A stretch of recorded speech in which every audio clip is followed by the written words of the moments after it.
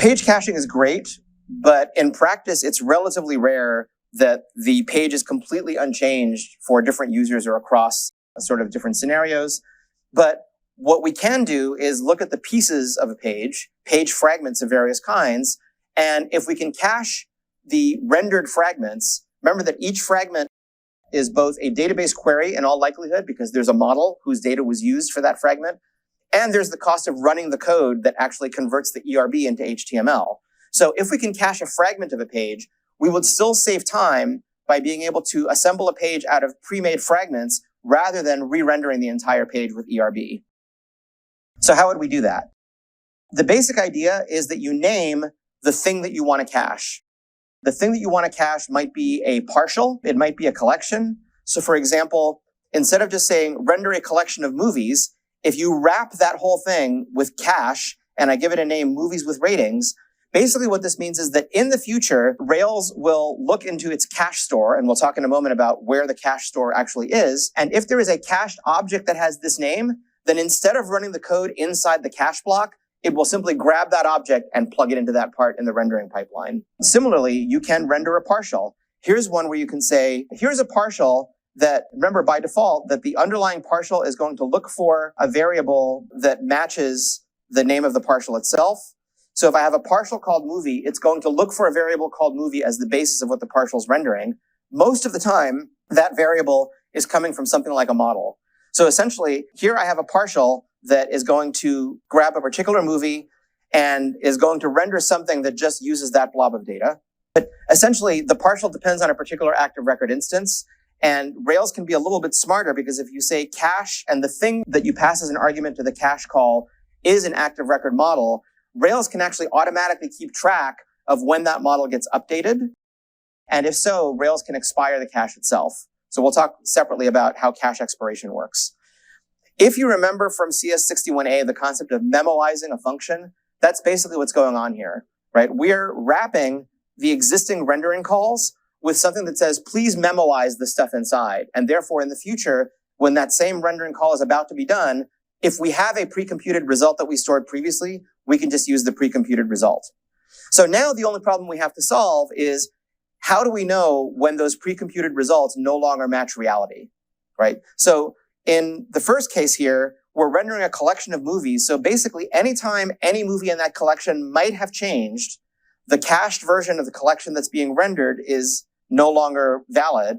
So we would have to have some way of tracking when any movie in the collection changed. And when that happens, we have to make sure we explicitly evict that thing from the cache, forcing it to be regenerated the next time that the view is rendered. In the case of the individual partial, the example on the right, it's actually a little bit nicer because Rails will detect that the thing you are saying to cache is an active record object, and Rails itself will look at the updated at value on the active record object and automatically expire the cache version if it gets updated and then gets called to be rendered again. So what would it look like in the case where you actually need to manage it yourself? You can use something called a cache sweeper, which is something that essentially will be observing the movie model and looking for when interesting things happen in that model that might lead to cache invalidations. So for example, here, we're saying that the movie sweeper is going to observe the movie model, and when it sees a movie has just been saved, it will invalidate the movie cache. If a movie gets deleted, it will invalidate the movie cache. Now, this one is pretty brute force because it will essentially expire any caches having to do with the index or show action. Why is that? Because the index action could potentially display any movie whatsoever. So we sort of have to be conservative and say that if any movie changes, the result of rendering the movie's homepage could change. Expiring the show action, this is a little more aggressive than necessary because again, if in our views, what we're doing is calling cache with the name of a specific movie model, then only the view fragments corresponding to the updated movies need to be expired. And Rails can actually do that by itself. So in this example, I've shown that you can expire, anything that has to do with caching the page resulting from index or show, get rid of it. It's not valid anymore. And in addition, any fragment that has the name movies with ratings also has to be invalidated because it might contain a movie that might have been updated, right? So this is a more conservative caching expiration policy. And in general, with cache expiration, you always want to err on the side of conservative. It is always better to expire something that might still be valid than to risk not expiring something that is going to be invalid. Because if you expire something that's still valid, the worst thing that can happen is you'll do a little more work the next time to recalculate it. But if you fail to expire something that is invalid, the user will actually see wrong data, and that's really bad.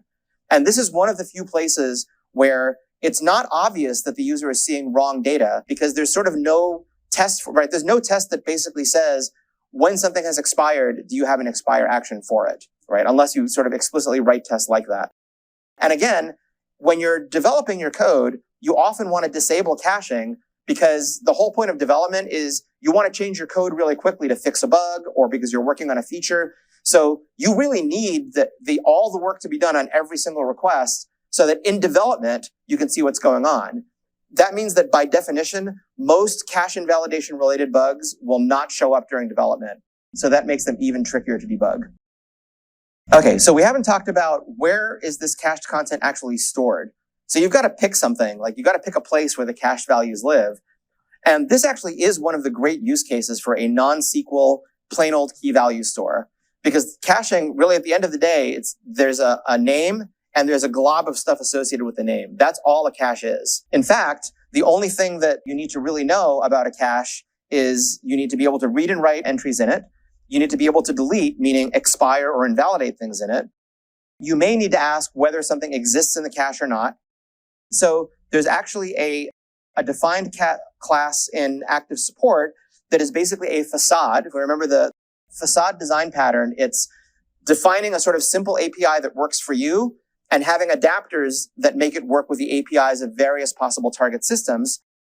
In this case, there's existing adapters that come with Rails for memcached. By the way, some people pronounce that memcached. They are wrong. The D in memcached stands for daemon, which is the terminology for a Unix process that runs in the background and doesn't have a sort of interactive interface. So in case you ever are in an interview, please do not say, oh, I've learned to use memcached. It's memcached.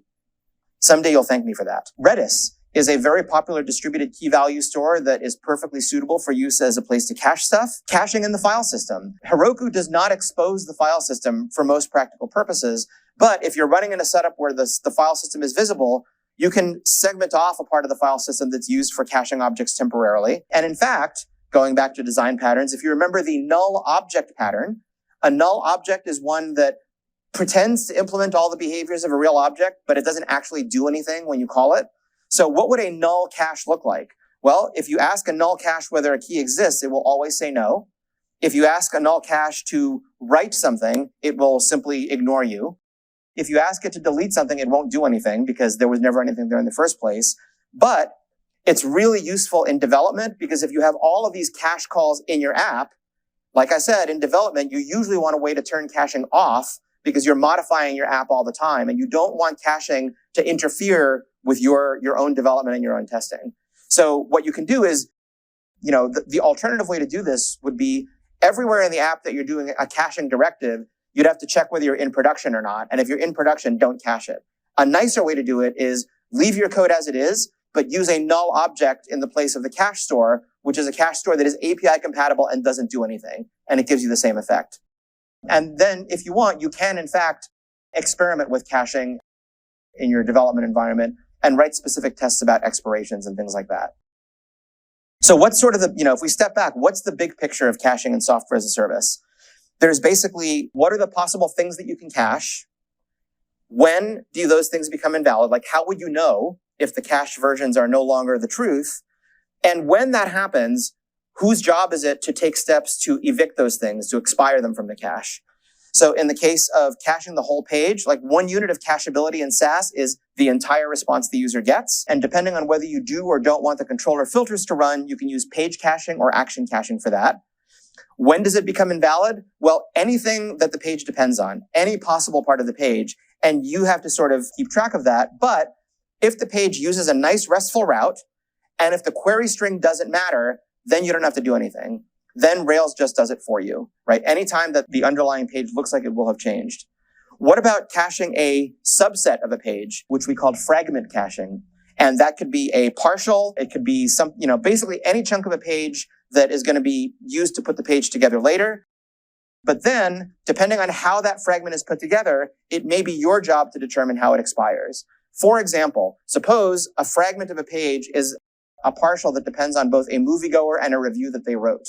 That means that potentially that could become invalid if either the moviegoer changes, like they get deleted, or if the review changes. So you would basically have to have an observer that says, whenever, give the cache fragment a name that identifies the specific instances that it's based on. And then when those instances change, you can use things like before save or after save hooks to expire any cached objects that happen to have that name.